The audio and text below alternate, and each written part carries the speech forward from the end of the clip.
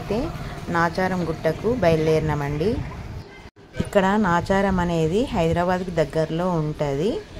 తెలంగాణలోనే అతిపెద్ద రెండవ నరసింహస్వామి గుడి.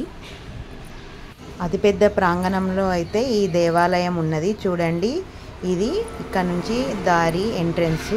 ఇక్కడ పక్కకు షాపులు ఉన్నాయి. ఈ గుడికి వెళ్ళడానికి లోపలికి 3 ద్వారాలు అయితే ఉన్నాయి. ఈ దేవాలయంలో అనేక రకాల చిన్న చిన్న దేవాలయాలు కూడా ఉన్నాయి. స్వామి సత్యనారాయణ స్వామి, శ్రీరాముడు, ఇలా అనేక చిన్న చిన్న ఉపాలయాలు ఉన్నాయి. ఇక్కడైతే చాలా కోతులు ఉన్నాయండి. లోపలికి వెళ్ళడానికి దర్శనానికి 10 రూపాయల టికెట్ అయితే తీసుకున్నారండి. చూడండి, ఇలా మాకు దర్శనం అయిన తర్వాత మేమైతే బయటకు వచ్చాము. లోపలికి కెమెరాలు, ఫోన్లు అలో లేవు కాబట్టి లోపల తీయలేదు, వీడియోస్ అయితే తీయలేదు.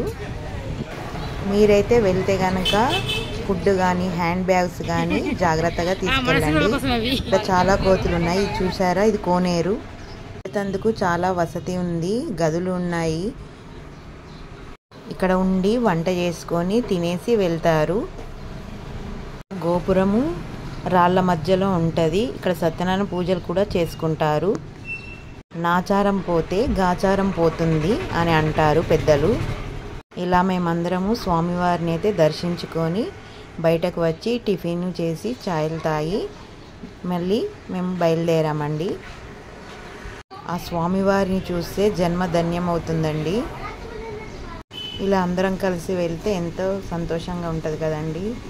జై వాసవి, జై లక్ష్మీ నరసింహస్వామికి జై, జై వాసవి మాతాకి జై.